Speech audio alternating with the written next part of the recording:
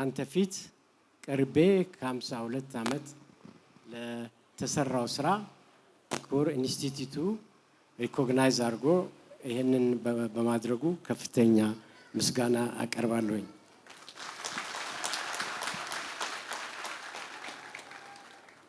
ከ52 ዓመት በ1965 ዓመተ ምህረት ባህር ዳር ፖሊቴክኒክ ኢንስቲትዩት እንደናንተ ከተመረኩ በኋላ የነበረን ክርክር እኛ ቴክኖሎጂስቶች ነን፣ የቴክኒክ ባለሙያዎች ነው።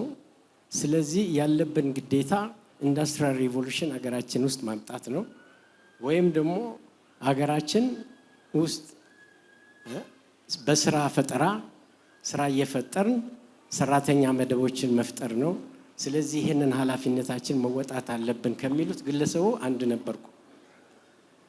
በዚሁ መሰረት በቀጥታ እንደወጣሁ ስራ አልተቀጠርኩም። ዛትሚስ በወቅቱ ኮምፒውተር አልነበረም።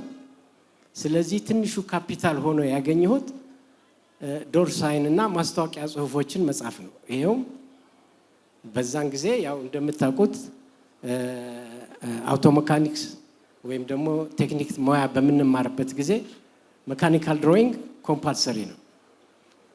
ስለዚህ ያቺ ድሮይንግ የተማርኳትን ትምህርት ወደ የገቢ ምንጭ ሆነች ማለት ነው። ስለዚህ በዛን ጊዜ በዛች ተነስቼ ተስፋ አልቆረጥኩም። ስለዚህ የኢትዮጵያን ዕደ ጥበባት ለማስፋፋት አቀድኩኝ። በዛም የብዙ ሰዎች የስራ ዕድል ሊሆን የሚችል ነገርን ሰራው ማለት ነው። ሁለተኛው ደግሞ ወደ ቴክኖክራፍት በሚሸጋገርበት ጊዜ አገር ውስጥ ያልነበረ ፋይል ካቢኔት፣ ሜታል ካፖርድ፣ ሎከርስ የሚባሉትን በስቲል ሽት እየሰራሁ እሱም ደግሞ ለብዙ ሰዎች አሁን የምታያቸው በብረታ ብረት በፋይል ካቢኔት የሚሰሩትን ሰዎች የስራ ዕድል ምክንያት ሆነዋል እና በዚህ የሚተዳደሩ ብዙ ሰዎች ናቸው። በዕደ ጥበባትም ብዙ ሰዎች እንዲተዳደሩ የስራ ዕድል ሆነዋል። ከዛም በፋይል ካቢኔት እና ሜታል ካፖርድ እንደተጀመርኩ በወቅቱ ያው በደርግ ጊዜ ነበር። ስለዚህ በደርግ ጊዜ ደግሞ የግለሰብ ስራ አይሞገስም፣ የስራ ድጋፍ አይሰጥም፣ ምክንያቱም ሶሻሊዝም ስለነበረ። ስለዚህ ለቀቄ ኬንያ መሄድ ነበረብኝ። ኬንያ 8 ዓመት ኖሬያለሁ። በዛም ጊዜም እዛም ልክ ፋይል ካቢኔት፣ ሜታል ካፖርድ የመሳሰሉትን ስራ በመስራት ጥሩ ውጤት አግኝቻለሁ። ከዛ በኋላ ተመልሼ መጣሁ። እዚህም የነበሩት ቅድም እንዳልኩት አንድ ቴክኖሎጂስት ትልቁ ስራው ችግርን መፍታት ነው። ችግርን አይቶ ማለፍ ዛትሚስ ራሱን እያሳደገ ለመምጣት የሚያስችሉትን ነገሮች ምንድናቸው? ችግሮችን በመፍታቱ ነው። ፕላስ ኮንቲኒስ የሆነ ራሱን ማስተማር ግድ ነው። ምክንያቱ ራሱን እየገነባ እያስተማረ ካልሄደ የቴክኖሎጂ ነገሮች እንደምታውቁት በየጊዜው ይቀያየራሉ። ስለዚህ ምንድነው ያደረኩት? ልክ እንደመጣሁ እዚህ ከተማ ውስጥ የትራፊክ ኮንትሮል ሲስተምስ የሚሰራ አልነበረም። ስለዚህ ይሄ ችግር መፈታት አለበት ነው። ስለዚህ እንደ ቴክኖሎጂስትነቴ ብዙም ጊዜ ደግሞ ባለፍኳቸው ጊዜያት አሜሪካንን ቢሄድ ምን ይዤ ልምጣ ነው። አሜሪካን ከ1980 ዓመተ ምህረት በፈረንጅ ሄጃለሁኝ፣ ግን ተመልሼ ነው የመጣሁት። ምን ይዤ ነው የመጣሁት? ምን ሙያ ላሳድግ፣ እንዴት አድርጌ ወደ ኢንዱስትሪያል ዲቨሎፕመንት እና ኢንዱስትሪያል ሪቮሉሽን ኢትዮጵያ የምትሄድበትን መንገድ ምን ልስራ ብዬ ነው የተመለስኩት። ኤዥያንስ እነ ጃፓን እነ ኮሪያ ከ1983 በፈረንጅ አቆጣጠር ጀምሬ እሄዳለሁ። ስመለስ ግን ለሀገር ምን ይዤ ልምጣ፣ ምንድነው እድገት ላሳይበት የምችለው፣ ምንድነው የፈለኩትን ውጤት ልሰራ የምችለው በሚለው ዓላማ ሁልጊዜ አንድ ቀስሜ እመጣለሁ። ስለዚህ የትራፊክ ኮንትሮል ሲስተም በምሰራበት ጊዜ ምንም አልተቸገርኩም። ቢኮዝ አውሮፓ በቅድሚያ አውቃቸዋለሁ፣ አሜሪካንን አውቃለሁ፣ ኤዥያን አውቃለሁ። ስለዚህ ሶርስ ኦፍ ቴክኖሎጂውን አውቀዋለሁ ማለት ነው። ስለዚህ ምን አረግኩኝ? በዛ ምክንያት ስታንዳርዳይዝድ የሆነ ትራፊክ ኮንትሮል ሲስተም ሀገራችን ውስጥ እንዲሰራ ነው። ይሄ አልበቃም። አንድ ጊዜ ሳይንስና ቴክኖሎጂ ተጋብዤ ሄድኩኝ። ተጋብዤ ሲሄድ አዳራሹ 9ኛ ፎቅ ነው።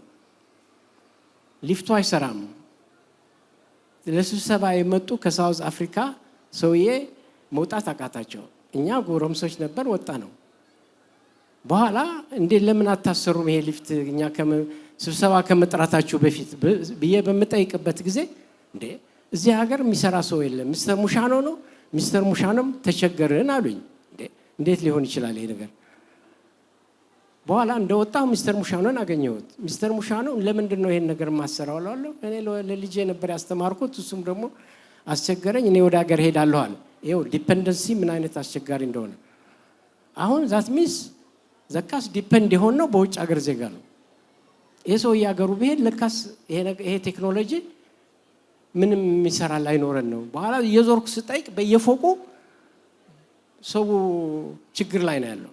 የመንግስት መስሪያ ቤት ከሆነ በተለይ እናቶች ነፍሰ ጡር በሚሆኑበት ጊዜ 4-5 ፎቅ መውጣት ያቅታቸዋል።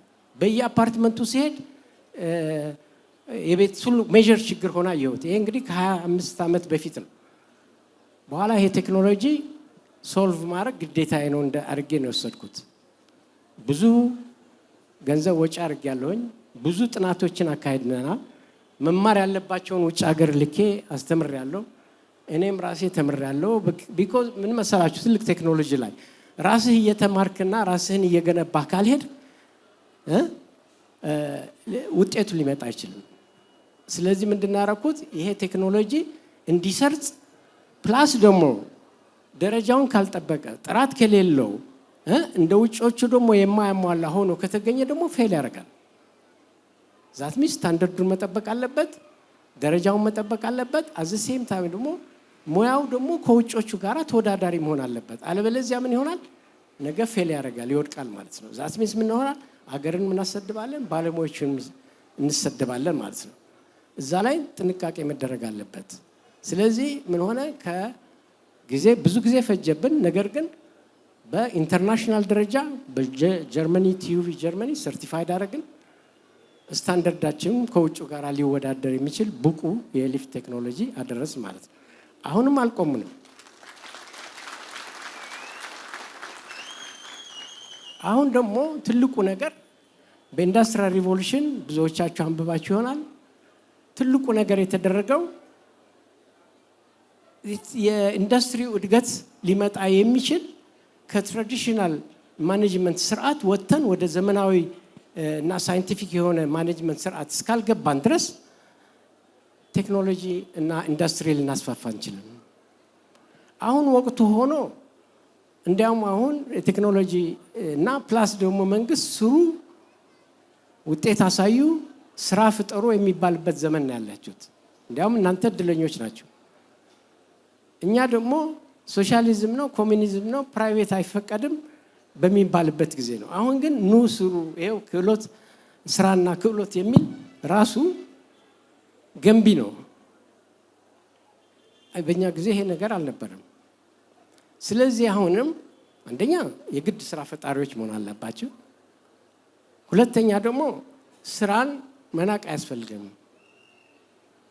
ምክንያቱም እናንተም አሁን በቴክኖሎጂ ያልተሰማሩትን ቴክኒሻኖችንም ማስተማር ማሳየት ስለሚመለከታችሁ ይሄንን እያደረጋችሁ እስከሄዳችሁ ድረስ ጥሩ ውጤት ሊኖራል።